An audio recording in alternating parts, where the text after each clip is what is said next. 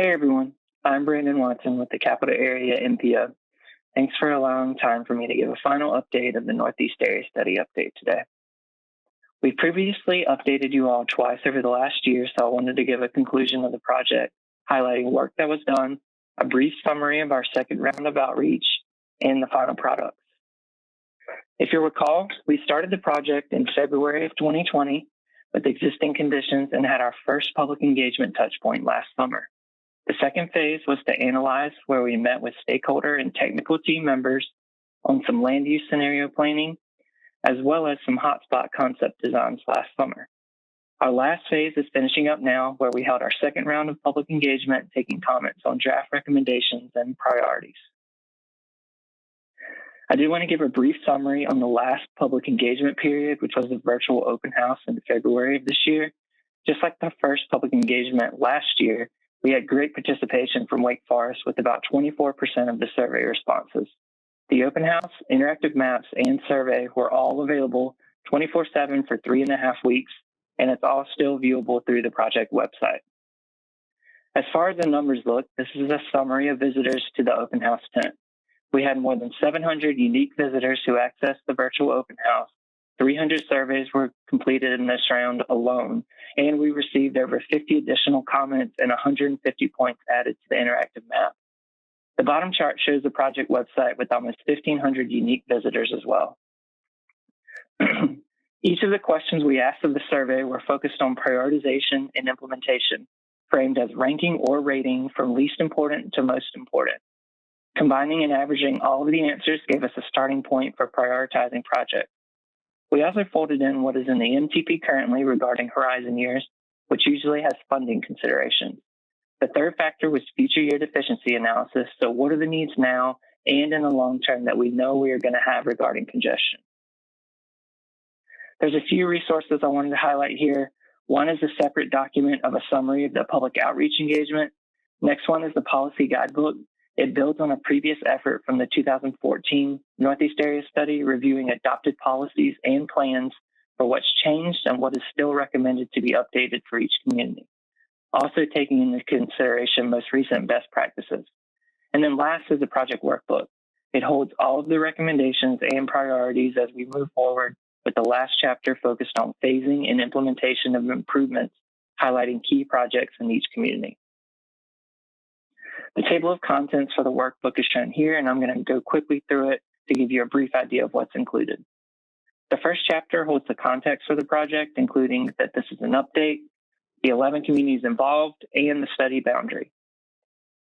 The next chapter is planning framework and is really all about the process. It includes outreach tools, the guiding technical and stakeholder advisory groups, and others tools used. The next section is a regional snapshot, which is basically an existing conditions analysis looking at what's there now and what does the data project is going to happen moving forward. The scenario planning chapter focuses on land use and growth strategy. We played a what-if game about development and redevelopment in your community through a variety of exercises with the stakeholder and technical teams. Chapter 5 includes hotspot concept designs, including 5 unique corridors selected through a data-driven process. Concept designs included elements such as bicycle pedestrian integration, complete streets, development and redevelopment concerns, safety, or other issues, and represent up to 20% preliminary engineering design. We had 3 rounds of meetings for each location with local staff and NCDOT division and engineering staff. One hotspot in particular I wanted to highlight is US 1 at Stadium Drive here. The location rose to a level of concern on our list due to safety and future year volumes. While this area is designated as a future grade separation in NCDOT's project, there was interest in looking at the possibility of an interchange to provide access in the future. The project team explored ways to have off-ramps that tie into an access road to existing shopping centers while still allowing you to get back on the future expressway. It was also important to continue what was proposed as a frontage and backage road system. We did receive 3 comments in support of adding an interchange at this location, with one comment having concerns with the location of the future frontage road and impacts to property owners on the west side of US 1, which will need to be taken into consideration in any future project development. Next chapter was Roadway and Freight, we ended up with almost 360 roadway projects altogether split out by different improvement types, including widenings and new locations, as well as some access management, grade separation, and intersection realignments to improve safety and visibility.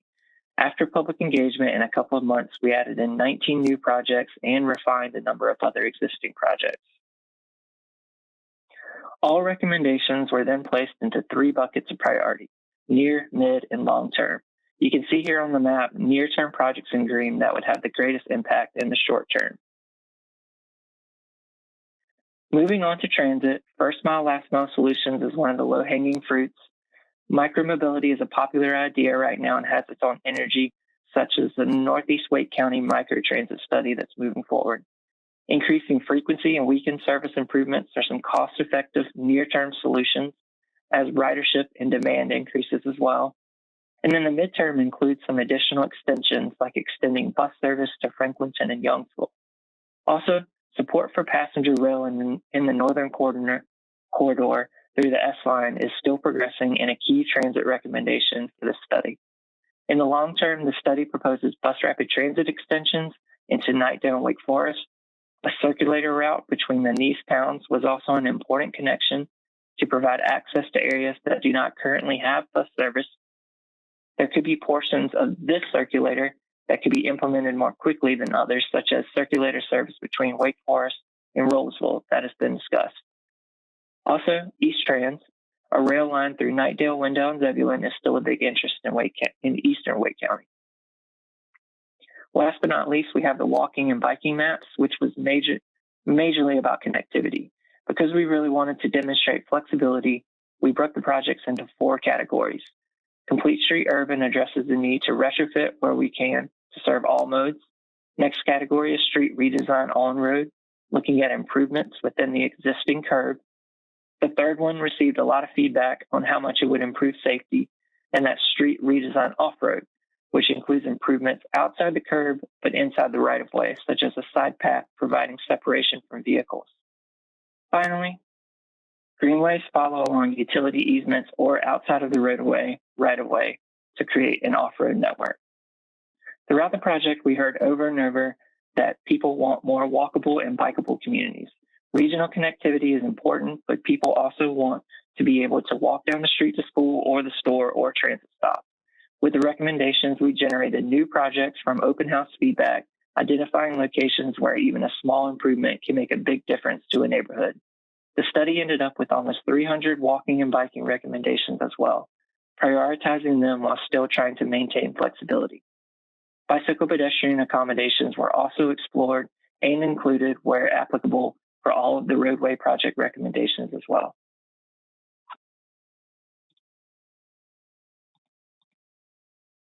Last slide here, I wanted to go full circle with when we started this project, showing this graphic on the right.